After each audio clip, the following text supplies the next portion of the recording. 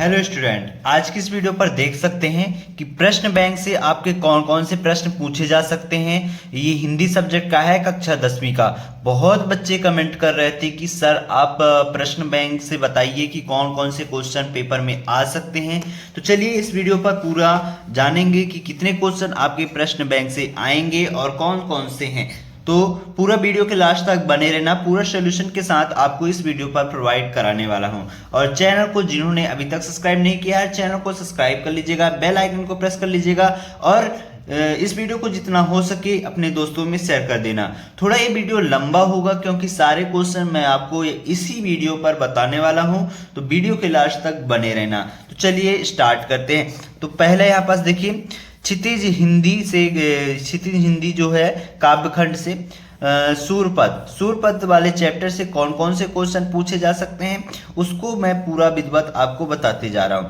तो ये पद जो यहाँ पास दिया गया है, ये कविता, इसकी व्याख्या करना है ना। और इसकी अच्छे से व्याख्या करना है, इसको अच्छे से तैयार कर लेना ये वाला। फिर इसके बाद यहाँ पास देखिए एक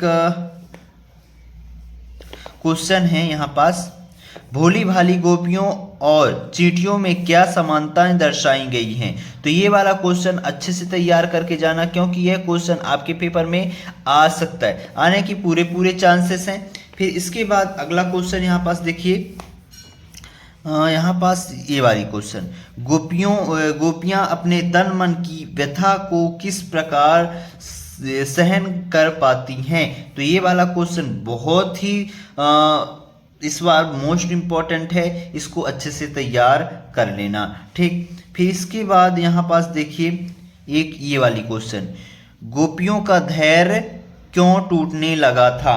तो ये क्वेश्चन बहुत ही आसान है और ये क्वेश्चन इस बार आने को पूरे चांसेस हैं। ये पूरा आंसर यहाँ तक है, आप अच्छे से देख लीजिएगा। फिर अगला क्वेश्चन कौन सा आ सकता है बच्चों। अगला क्वेश्चन यहाँ पास देखिए, आपको बताए दे रहा हूं। अगला क्वेश्चन आप इसको अच्छे से तैयार कर लेना कि गोपियां किस प्रकार कृष्ण के नाम की रट लगा रही हैं। ये वाली क्वेश्चन ये बहुत ही मोस्ट है और इसको तैयार करके रखना। फिर अगला क्वेश्चन कौन सा है, अगला है यहाँ पास आप देख सकते हैं ये वाली तीसरा नंबर, गोपियां अपना मन कृष्ण से क्यों वापस पाना चाहती हैं। ये वाला बहुत ही मोस्ट है। फिर इसके बाद अगला क्वेश्चन यहाँ पास देखिए, ये लास्ट में, कि गोपियों द्वारा उद्धव को भगवान रहने में क्यों व्यंग निहित की हैं। तो ये क्वेश्चन बहुत ही अति महत्वपूर्ण प्रश्न है और इसको आप अच्छे से तैयार करके रखना, ठीक। फिर इसके बाद अगला क्वेश्चन आपको कौन सा तैयार करना है, तो यहाँ पास मैं आपको बता दे रहा हूँ इस चैप्टर में बस इतना ही। और यहाँ पास से दूसरा चैप्टर स्टार्ट हो जाता है, तुलसीदास, राम लक्ष्मण पशु संवाद, ठीक। तो इस चैप्टर में से आपको कौन कौन से तैयार करके रखना है ये भी मैं बता दे रहा हूँ आपको। यहाँ पास देखिए एक क्वेश्चन ये है, परशुराम के क्रोध को शांत करने के लिए राम उनसे क्या कहा। तो राम जी, जब परशुराम क्रोध थे, यानी धनुष जब राम जी ने तोड़ा था तो परशुराम जी आए थे, तो उनकी क्रोध को शांत करने के लिए जो श्री राम जी थे उन्होंने क्या कहा था परशुराम से। तो यहाँ पास वही चीज लिखना है, यहाँ पास आप देख सकते हैं। और इसके बाद अगला क्वेश्चन इसको अच्छे से तैयार कर लेना कि शिव के धनुष को तोड़ने वाले के विरुद्ध परशुराम ने किस प्रकार के व्यवहार का संकल्प व्यक्त किया, ठीक। ये भी अति महत्वपूर्ण क्वेश्चन है, ठीक। फिर इसके बाद अगला क्वेश्चन यहाँ पास देखिए, अगला क्वेश्चन आपको कौन सा तैयार करना है, यहाँ पास आपको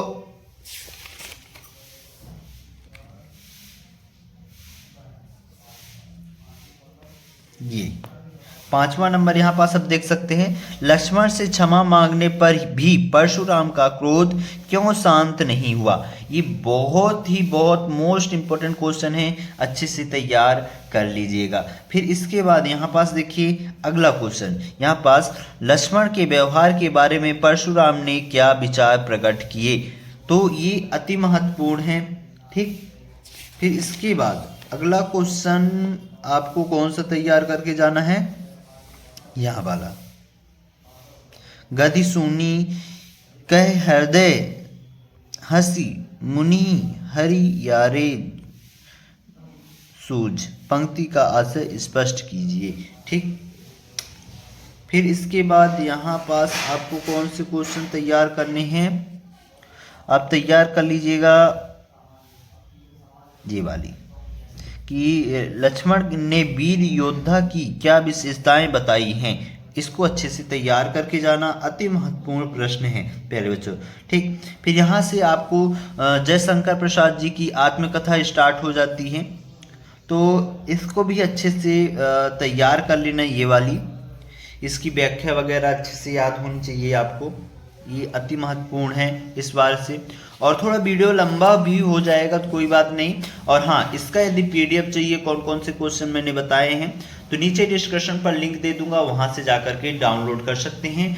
और एक बात और, यदि आप डेली हमारे द्वारा डेली बेसिस पर क्विक क्वेश्चन का टेस्ट लिया जाता है तो डेली के डेली आप क्विक क्वेश्चन अवश्य दिया करिए। ठीक, फिर यहाँ पास आपको कौन से करना है, तो इसमें आपको मन रूपी भौरा किस प्रकार की कहानी कर रहा है, तो इसको आपको अच्छे से तैयार करके जाना है। फिर इसके बाद अगला क्वेश्चन कौन सा है, अगला क्वेश्चन आपको इसमें से ये वाली, अपनी आत्मकथा में कवि अपनी सरलता को उपहास के योग्य क्यों मानता है, तो इसको आप अच्छे से तैयार कर लेना बच्चों।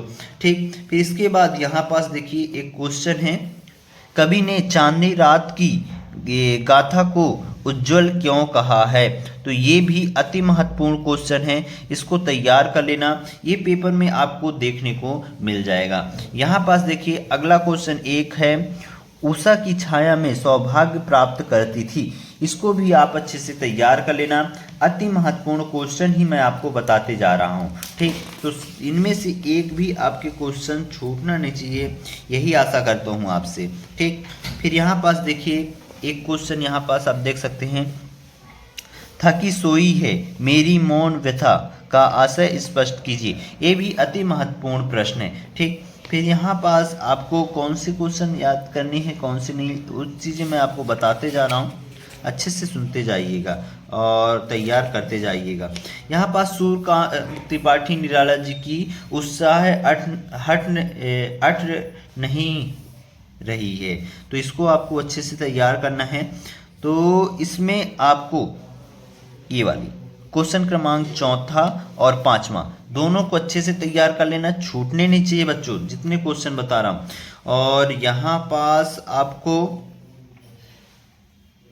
ये वाली क्वेश्चन, उत्साह कविता के माध्यम से कवि वास्तव में क्या कहना चाहता है। ठीक, एक क्वेश्चन को आपको तैयार करके रखना है। और ये वाला एक, फागुन की मस्त बयार का मानव पर क्या प्रभाव होता है, तो इन क्वेश्चनों को आपको तैयार कर लेना है, वेरी वेरी मोस्ट हैं और आपके पेपर में पूरे फंसने के चांसेस हैं। जितने क्वेश्चन मैं आपको बताते जा रहा हूं सभी को अच्छे से तैयार कर लेना। और एक ये, कविता में बादल किन किन अर्थों की ओर संकेत करता है, ये क्वेश्चन भी अति महत्वपूर्ण है। ठीक,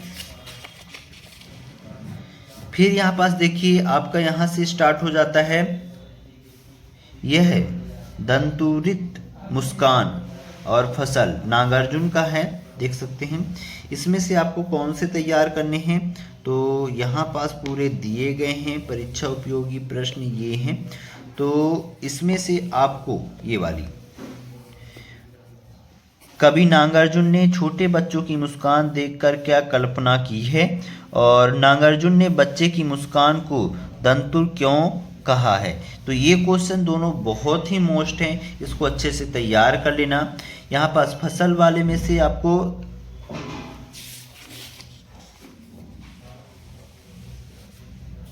ये वाली, फसल कविता में कवि का क्या संकेत है, इस क्वेश्चन को अच्छे से पढ़ के जाना। और संगतकार मंगलेश डबराल का है, इसको इसमें कौन से क्वेश्चन तैयार करना है कौन से नहीं ये भी बताते जा रहा हूँ। तो यहाँ पास देखिए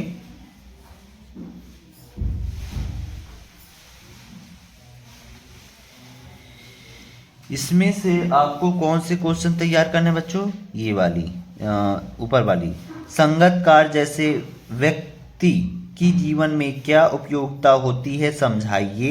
ये क्वेश्चन अति महत्वपूर्ण है। और इसके बाद यहाँ पास आप देख सकते हैं, यहाँ पास देखिए, संगतकार कविता में कवि ने अंतरे को जटिल तानों का जंगल क्यों कहा है? ये अति महत्वपूर्ण है। एक ये छठवां वाला, संगतकार कविता में कवि क्या संकेत देना चाहता है? ये भी बहुत मोस्ट इंपोर्टेंट क्वेश्चन है, इनको तैयार करके रखिएगा। फिर यहाँ पास कवि परिचय स्टार्ट हो जाता है, तो कवि परिचय में कौन सा आ सकता है, कौन सा नहीं आएगा। तो आपको एक चीज बता दूं, तुलसीदास जी का और सूरदास जी का, इसको तो आप अच्छे से तैयार कर लेना, क्योंकि यह क्वेश्चन आपको देखने को मिल जाएगा। ठीक, इन दोनों कवि परिचयों को अच्छे से तैयार कर लेना। एक सूर्यकांत त्रिपाठी निराला जी की भी तैयार कर लेना, पढ़ के जाना। और इनमें से तो बस इतना ही, और एक नागार्जुन का लेना। ये 4 में से आपको एक अवश्य पेपर में देखने को मिलेगा। और इसका यदि आपको सरलतम रूप में चाहिए कवि परिचय, तो वो भी मैं अपलोड कर दूंगा बहुत जल्द। यदि मांग रहेगी कि सर सरल भाषा में आप बताइए कवि परिचय कैसे लिखेंगे पेपर में, तो आप कमेंट करिएगा, मैं उसका वीडियो बना दूंगा। ठीक, फिर यहाँ पास देखिए, ये कुछ हिंदी साहित्य का इतिहास का है। तो यहाँ पास आपको कौन कौन से क्वेश्चन याद करके जाना है? आदिकाल की विशेषता याद होनी चाहिए आपको। ठीक, एक क्वेश्चन में अक्सर पूछे जाने वाला प्रश्न है। ठीक, फिर यहाँ पास देखिए आपको और कौन से क्वेश्चन हैं। भक्ति काल की विशेषता याद कर लो, ये 2022 में आया था। तो सॉरी, ये भक्ति काल की विशेषता नहीं आएगा, क्योंकि ये 2022 में आया था, अभी अभी आया था, इसको ज़्यादा याद करने की ज़रूरत नहीं है। लेकिन रीतिकाल की विशेषता याद करना है आपको, और नई कविता की विशेषता याद करना है। ठीक, इनको याद करना है। और प्रगति काव्य की विशेषता 1, 2, 3 और ये आदिकाल 4। तो आपको इस 4 क्वेश्चनों को अच्छे से तैयार करके जाना है। बहुत ही सरल आसान भाषा में, चैनल में जा करके देख लीजिएगा, प्लेलिस्ट हिंदी का बना है, बहुत आसान भाषा में मैंने बताया था। काव्य बोध में कौन कौन से याद करके जाना है? तो काव्य बोध में आपको कौन से याद करने हैं, कौन से नहीं, तो ये भी बता दूं। ये प्रबंध काव्य और मुक्तक काव्य की परिभाषा और उदाहरण सहित ये सारी चीज़ें आपको याद होनी चाहिए। ठीक, फिर यहाँ पास अगला महाकाव्य की विशेषता, ये भी याद होनी चाहिए, ये भी अक्सर पूछे जाने वाला क्वेश्चन है। ठीक, फिर महाकाव्य और खंड काव्य में अंतर, ये वाला 2022 में आया था, तो शायद इस बार आने के पूरे चांसेस हैं। ठीक, अच्छे से तैयार कर लेना। फिर यहाँ पास रस में कौन से तैयार करने हैं, कौन से नहीं, तो रस में आपको श्रृंगार रस का अच्छे से मतलब पता होना चाहिए, श्रृंगार रस की परिभाषा और उदाहरण, क्योंकि ये अक्सर पूछे जाने वाला क्वेश्चन है। एक हास्य रस हो गया, ये भी अक्सर पूछा जाता है, और एक वीर रस और शांत रस। ये 4 क्वेश्चन आपको इसमें से रस में से तैयार करना है। ठीक, और छंद में कौन से क्वेश्चन तैयार करना है? तो छंद में 3 ही हैं, एक गीतिका, हरि गीतिका और चौपाई छंद, दोहा छंद, है ना। तो चौपाई छंद पिछले साल आया था, उसके पिछले साल गीतिका छंद आया था। तो इस बार आने के चांसेस है रोला छंद और दोहा छंद। ठीक, और आ भी सकता है तो हरि गीतिका। ये 3 ठो आप याद कर लो, आपके नंबर पक्के हो गए। ठीक, फिर अलंकार में कौन कौन से याद करना है? तो अलंकार में आप अच्छे से याद कर लीजिएगा प्यारे बच्चों। अलंकार तो आप सभी लोग सभी क्वेश्चनों को पढ़ लें, लेकिन इसमें रूपक अलंकार आ सकता है और अन्योक्ति अलंकार आ सकता है, और मानवीकरण, ये 3 में से शायद एक आ जाए। लेकिन अलंकार जितने भी बताए गए हैं सभी को प्रश्नों को अच्छे से एक बार तैयार कर लेना। ये वीडियो ऐसे भी बहुत लंबा हो चुका है, इसका सेकंड पार्ट बहुत जल्द आ जाएगा, देखना मत भूलिएगा।